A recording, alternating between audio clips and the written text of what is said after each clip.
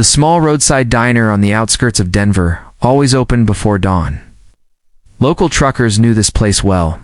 The hottest coffee, the biggest portions, and the warmest smile. Then that smile belonged to Paulina, a 27-year-old waitress who had been working there for 3 years. Paulina was quiet, modest, and incredibly hardworking.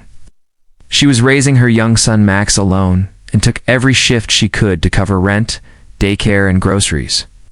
Regular customers respected her, left good tips, and always asked how she was doing.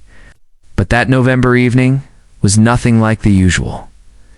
It was around 9 o'clock when 3 men walked into the diner. Their appearance immediately made everyone tense.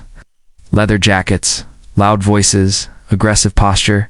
They looked like men who were used to getting away with anything. One of them slammed his palm onto the counter. "Hey, sweetheart," he shouted to Paulina. Paulina kept her professional smile and approached their table. "Good evening. We don't serve alcohol, but I can offer soda, lemonade, coffee." "That's not what we want," the second man interrupted with a smirk. "Why don't you sit with us? We can talk a little." She stepped back, instantly sensing trouble. "I can't. I'm working." "If you'd like to order you think you're too good for us?" the third man said, standing up and towering over her. "We're just trying to be friendly." There was clear threat in his voice.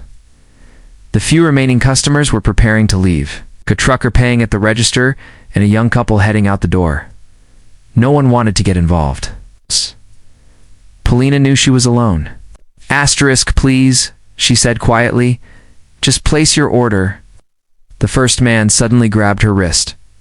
"Relax. Sit with us. We're nice guys." She tried to pull away, but his grip tightened. Her heart pounded. She knew exactly how situations like this could end. The trucker glanced back but didn't intervene. The men laughed louder, enjoying their dominance. And then the door to the diner quietly opened. A tall man walked in wearing a dark jacket, a thin scar over his eyebrow, and a calm, almost icy confidence in his steps. He scanned the room, saw the scene, and stopped. He had a paper food bag in his hand. He clearly came in just to get takeaway. But when his eyes met Paulina's, something changed in his face. Paulina recognized him instantly. It was Alexei Stenson, a man surrounded by local legends. Not just a former soldier, a decorated reconnaissance hero who had saved civilians in conflict zones. Rumor had it that he left the service after a tragedy in his unit. Now he lived quietly, working as a mechanic nearby.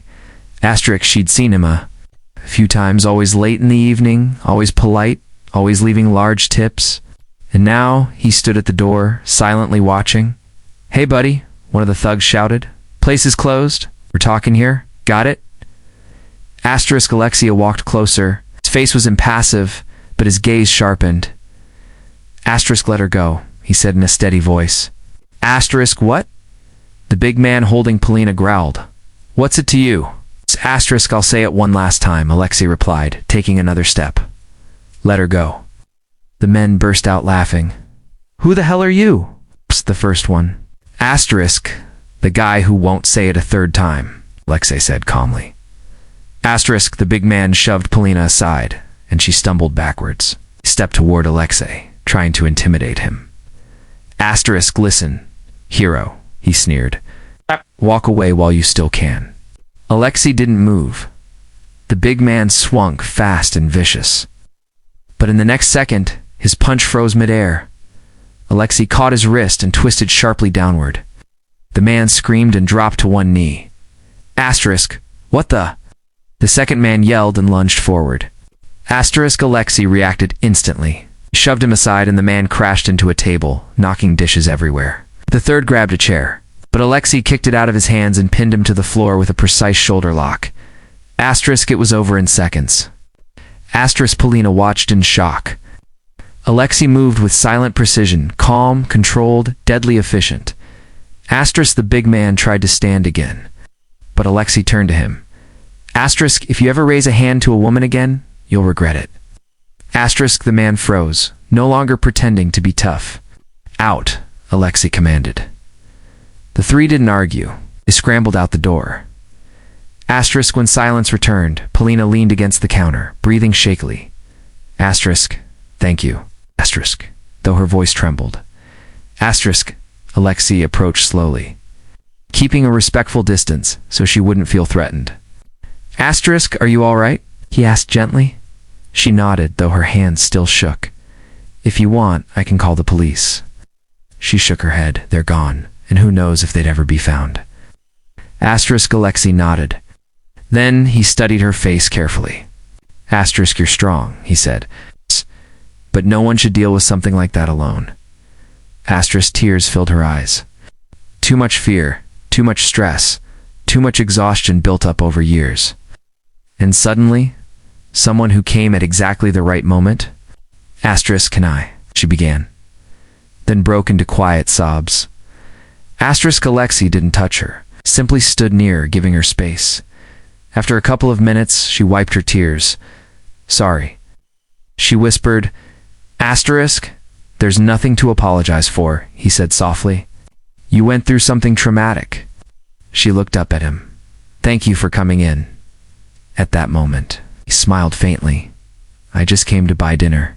Sometimes life sends us where we're needed. Asterisk. Polina smiled too, a real warm smile. Asterisk. You're a hero? Asterisk. No. Alexei shook his head. Just a man. Real heroes are people who wake up every day for those they love, like you. Those words touched her more deeply than anything else. Alexei picked up his food bag and left. The door closed quietly. Polina stared at it for a long time, and he did come back. The next evening, exactly at 8 during her shift, the door swung open and Alexei stepped inside. He went to his usual corner table and gave her a small nod. Asterisk. Her heart made a quiet, unexpected skip. Sometimes heroes appear in the very places you least expect them. But sometimes that moment changes everything.